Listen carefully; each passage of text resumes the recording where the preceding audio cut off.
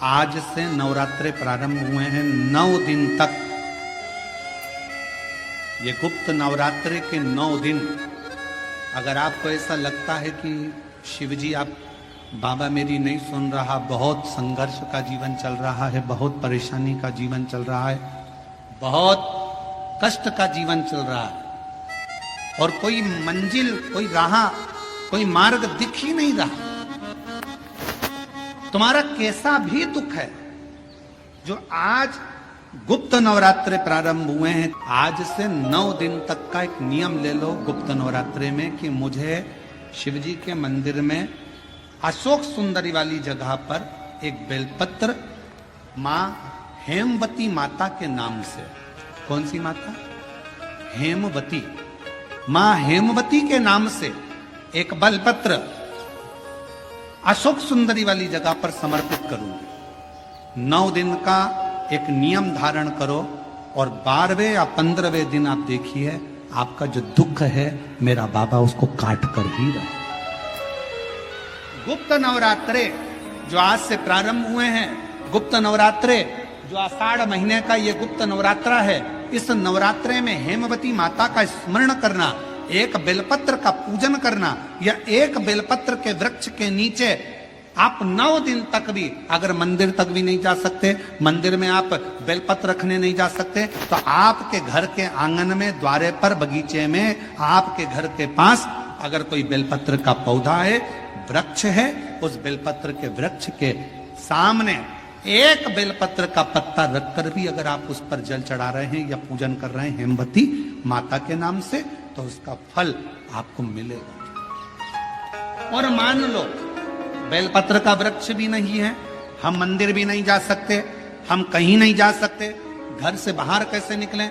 पानी तेज है, जलवृष्टि हो रही है, बहुत सा पानी है, तो क्या करें?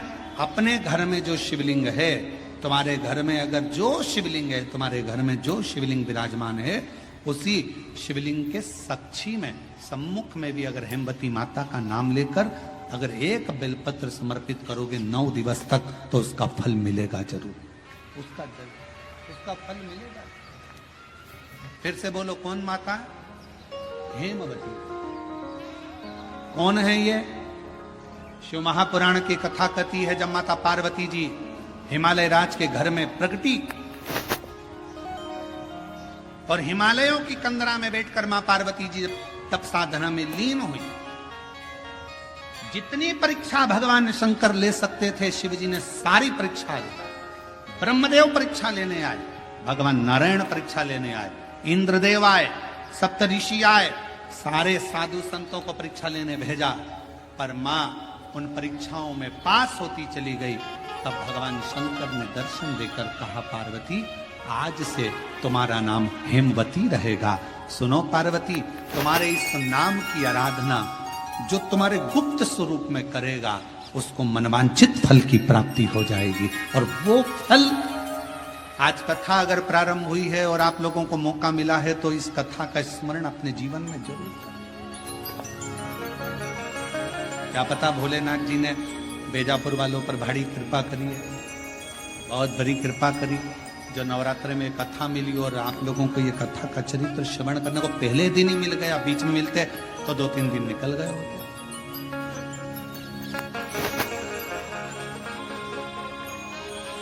शिव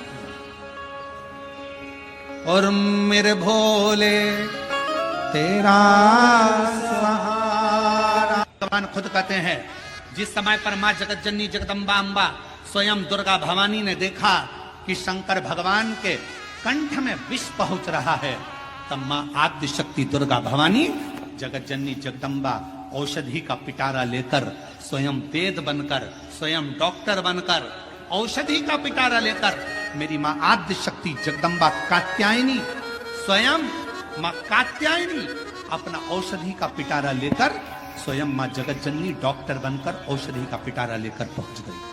शिव जी को तो हलाहल विष था, अंदर उतरना था, पर पार्वती जी ने देखा, कात्यायनी ने देखा, मेरे पति अगर इस विष को नीचे उतार लेंगे तो पूरा ब्रह्मांड जल जाएगा, करूं क्या? मेरी मां आद्य शक्ति दुर्गा भवानी जगत जननी दुर्गा मां स्वयं माँ देवी एक औषधि का पिटारा लेकर जाती हैं, शिव के कंठ पर उस औषधि को अपने हस्त को रख लेती हैं। दुनिया की दृष्टि में लगा कि औषधि को लगाया गया, विष नीचे नहीं उतरा, पर जैसे ही मां जगत जननी ने हाथ का स्पर्श करा, हाथ का स्पर्श करते थे जगत जननी उस कंठ में जाकर बैठ गई और विष को नीचे नहीं उतर, विष को नीचे नहीं उतर रही। कई लोगों को देखना, बहुत तेज बुखार आ रहा है, बहुत तेज पेट दुख रहा है, बहुत तेज सिर दर्द हो रहा है, प्रैक्टिकल करके देखना शिव पुराण की कथा का, कहीं सीवर वाला महाराज झूठ तो नहीं बोल रहा। प्रैक्टिकल करते रहना चाहिए और प्रैक्टिकल जीवन में जरूर करो। और हमने पहले भी कहा प्रैक्टिकल बहुत जरूरी है। एक महाराज जी प्रवचन दे रहे थे, प्रवचन में कह रहे थे मदिरा नहीं पीना चाहिए, शराब नहीं पीना चाहिए। शराब पीने वाला व्यक्ति गटर में पड़ा होता है, नाली में पड़ा होता है।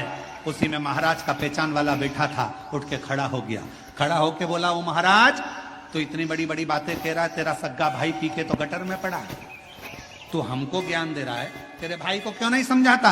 महाराज जी ने कहा, भाई देख मैं मुंह से समझा रहा हूं, मेरा भाई प्रैक्टिकल करके दिखा रहा है,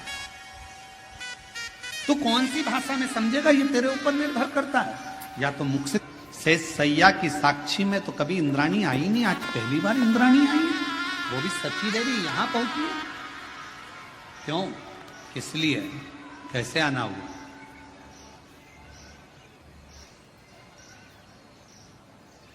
सची देवी ने हाथ जोड़कर कहा, प्रभु मेरे मन का एक संशय, मेरे मन में बहुत दिनों से एक संशय चला। मैं पृथ्वी पर गई थी, मृत्यु लोक में गई थी, और पृथ्वी पर भ्रमण करते करते गांव में पहुंच गई। वहां पर एक ब्राह्मणी से मेरा मिलना हुआ, उसने मुझे निवेदन करा है, बस भगवान से पूछना कि मेरी किस्मत में औलाद नहीं। भगवान विष्णु ने ब्रह्मा जी को बुलाया, भाग्य देवी को बुलाया, धर्मराज को बुलाया, पूछा बताओ इसके भाग्य में औलाद है कि नहीं। सबने लेखनी देखी, लेखनी देखकर कह दिया कि इसकी किस्मत में औलाद का सुख नहीं है, संतान का सुख नहीं है। इंद्राणी सची देवी की आंख में से जल बहने लगा। बड़ी आस लेकर तो उसने पूछा था। अब मैं उसको जवाब देने नहीं जाऊंगा, क्योंकि अगर मैं बोलने जाऊंगी कि तेरे घर में औलाद का सुख नहीं है, संतान का सुख नहीं है, तो मुझे पकड़ लेगी, चरण पड़े लेगी, तुम मुझे औलाद का सुख दीजिए, संतान दीजिए, मुझे वर दीजिए, कुछ भी करो, मेरे घर में संतान का सुख प्राप्त हो, उसके लिए कुछ कार्य करो। मैं नीचे नहीं जाऊंगी। सची देवी नहीं गई, नीचे गई नहीं, इंद्राणी गई नहीं। समय बीतते बीतते एक दिन वही श्रेष्ठ बालक जो शंकर भगवान का एक नियम लिया था, एक बेलपत्र समर्पित करने का, वो निकल कर जा रहा था। दूसरे गांव से बहुत तेज जलवृष्टि हो रही थी, और बहुत तेज जलवृष्टि में उसने सोचा, कहां रुकूं मैं, कहां?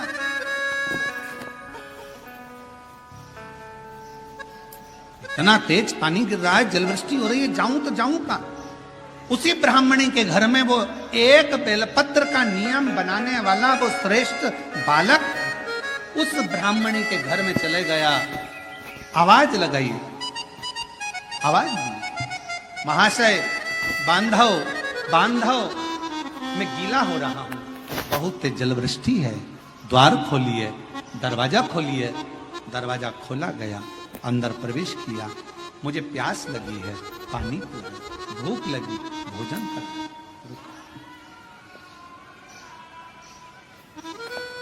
ब्राह्मणी ने भाव से भोजन भी कराया, पानी भी पिलाया। समय निकला, जाने लगा।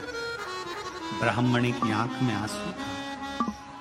पूछा, मां आप रो रही हो, क्यों? किस लिए? मेरे घर में औलाद नहीं।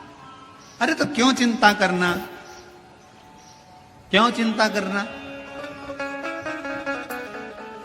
शिव है ना, शंकर का नाम जपना प्रारंभ करो, तुम्हारे घर में औलाद जरूर आएगी, ये पक्का है। मैं कहता हूं ना मां, तुम्हारे घर में औलाद जरूर आएगी, तुम क्यों चिंता करती हो। चले गया बालक, 4 महीना निकला, ब्राह्मणी का गर्भ ठेल गया, गर्भ ठेल, बच्चे ने जन्म ले लिया, नगाड़े बज रहे हैं, किलकारियां गूंज रही है, पूरा गांव सजाया गया है। ब्राह्मण के घर में इतने सालों के बाद औलाद हुई है, पूरा गांव सजाया गया, नगाड़े बजे, लड्डू बांटे गए, खूब धूम मची। इंद्राणी के कानों में शब्द गया, इंद्राणी पृथ्वी पर भ्रमण करने फिर आई। इंद्राणी भ्रमण करते करते जैसी पृथ्वी पर आई और आते से उसने देखा कि इसके यहां इतना नगाड़ा क्यों बज रहा है, तो कहा इसके घर में संतान हुई है, पुत्र हुआ है। संतान? हाँ। इंद्राणी बोलती हो ही नहीं सकता कि इसके घर में औलाद हो जाए। इंद्राणी गई वापिस इंद्रदेव के पास, महाराज महाराज। इंद्रदेव ने पूछा क्या हुआ। अपन भगवान विष्णु के यहां गए थे और भगवान विष्णु ने धर्मराज को बुलाया था, भाग्य देवी को बुलाया था, ब्रह्मा जी को बुलाया था और पूछा था क्या औलाद का सुख है। सबने मना करा था, एक बार वापिस चलो। फिर वापिस गए, भगवान नारायण के पास में जाकर इंद्राणी ने कहा प्रभु आपने तो कहा था कि उस ब्राह्मण के घर में औलाद का सुख नहीं है, संतान का सुख नहीं है। भाग्य देवी ने देखकर कहा था कि औलाद नहीं होगी, धर्मराज ने कहा था इसके घर में औलाद नहीं होगी, ब्रह्मा जी ने लेखनी देखकर कहा था इसके घर में औलाद नहीं होगी, फिर ये औलाद का सुख कहां से आ गया। तब भगवान नारायण ने कहा ब्रह्मणी ऐ सची देवी, जो देवता भी लेख को नहीं पलट सकते, वो शंकर का एक भक्त उस लेख को पलट सकता।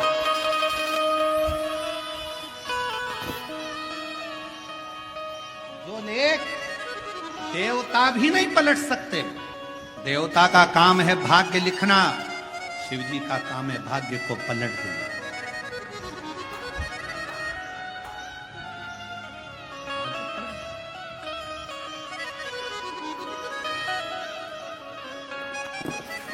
भोलेनाथ नमन चरणों में। कथा की शुरुआत में बेलपत्र के वृक्ष की महत्वता का वर्णन क्यों करा, किस लिए करा। हम कल्प वृक्ष नहीं देख सकते, हम कल्प वृक्ष की करना उसकी विचार भी नहीं कर सकते।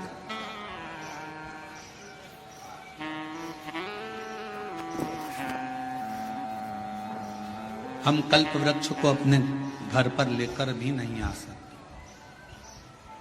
पर शिव पुराण की कथा कहती है, भगवान शंकर का चरित्र कहता है, शिव तत्व कहता है कि यदि एक बेलपत्र का वृक्ष हम अपने घर में लगा लेते हैं, बगीचे में लगा लेते हैं, या किसी भी स्थान पर यदि हमने जिंदगी में एक बेलपत्र का वृक्ष लगा लिया, तो ये मानकर चलना कि तुमने कल्प वृक्ष की कामना कर कर उस वृक्ष को लगाया, अपने जीवन में कुछ अच्छा फल प्राप्त करना, कुछ अच्छा प्राप्ति के।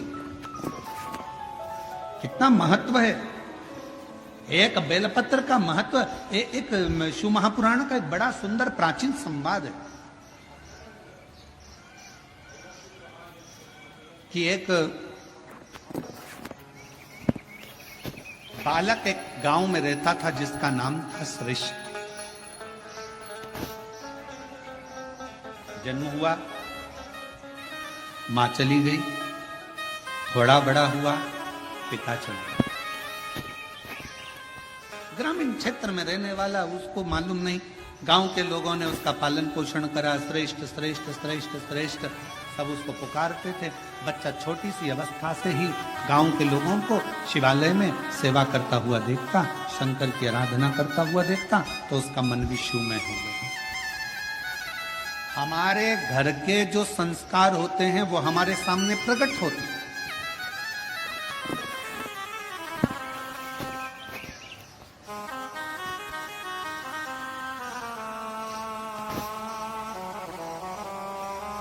कल जब हम संचेती जी के यहाँ आए तो हमने उनको सबसे पहला शब्द उनके घर में उनके माता पिता को यही कहा कि आपके पुत्र विशाल और बहुरानी, घर के बच्चों को आपने जो संस्कार दिया, ये संस्कार आज सामने देखने को मिलता है। कम से कम इतनी बड़ी शिव महापुराण की कथा अपने माता पिता और अपने पूर्वजों का आनंद के लिए कराई तो।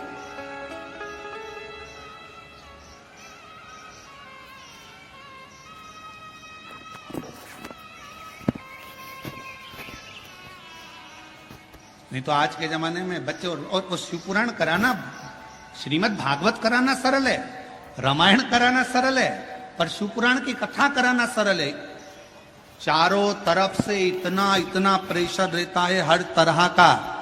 पानी गिर रहा है, कीचड़ हो गया, कहाँ बैठेंगे, क्या होगा, गाड़ी कहाँ से निकलेगी, पार्किंग कहाँ करी जाएगी, भोजन व्यवस्था कैसे करी जाएगी, कैसे करा जाए, महाराज कहाँ रुके, क्या खिलाए, क्या पिलाए, क्या करे, इतने भक्त आएंगे, ये आएंगे, वो आएंगे, दुनिया भर के फोन भी आएंगे, हमें आगे बैठना है, हमें यहाँ बैठना है, हमें वहां बैठना है, पूरी चिंता चिंता चिंता चिंता चिंता।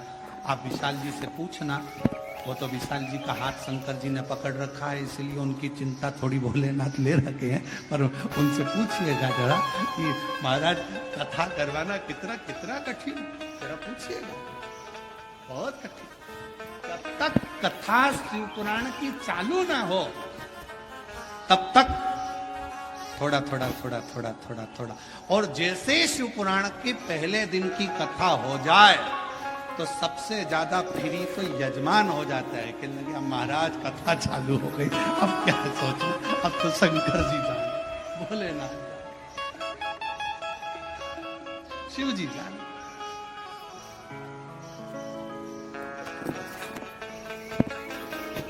और हम तो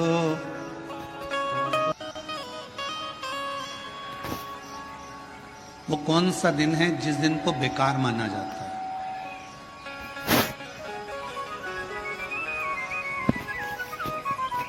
शिव महापुराण की कथा कहती है दुनिया का सबसे बेकार दिन उस दिन माना जाता है जिस दिन आपके चेहरे पर मुस्कुराहट ना हो और आपके मुख पर भगवान का नाम ना हो।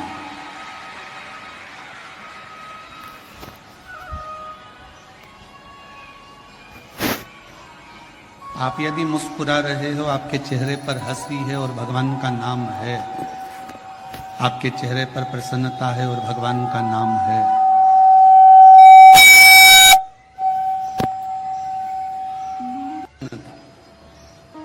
और तो और हमने शिव महापुराण की कथा के माध्यम से पहले भी आपको कहा, आप एक लोटा जल शिव जी को नहीं चढ़ा सकते। आप भगवान शंकर को अगर एक लोटा जल नहीं चढ़ा सकते, आप भगवान शंकर को बेलपत्र नहीं चढ़ा सकते, आप भगवान शंकर को अगर एक पुष्प भी समर्पित नहीं कर सकते, शंकर के मंदिर में भी नहीं जा सकते, शिव के मंदिर में भी अगर प्रवेश नहीं कर सकते, शंकर के मंदिर में भी, भगवान शिव के द्वार पर मंदिर में भी अगर नहीं जा सकते, तो पहले भी कथा में कहा, फिर कह रहे हैं बेजापुर की इस पवित्र भूमि पर कि शिव के मंदिर भी ना जा सको तो शंकर के मंदिर के सामने से जब निकलो तो थोड़ा सा मुस्कुरा कर निकल जाना, तो भी शिव करुणा कर देते हैं, शिव कृपा करते हैं।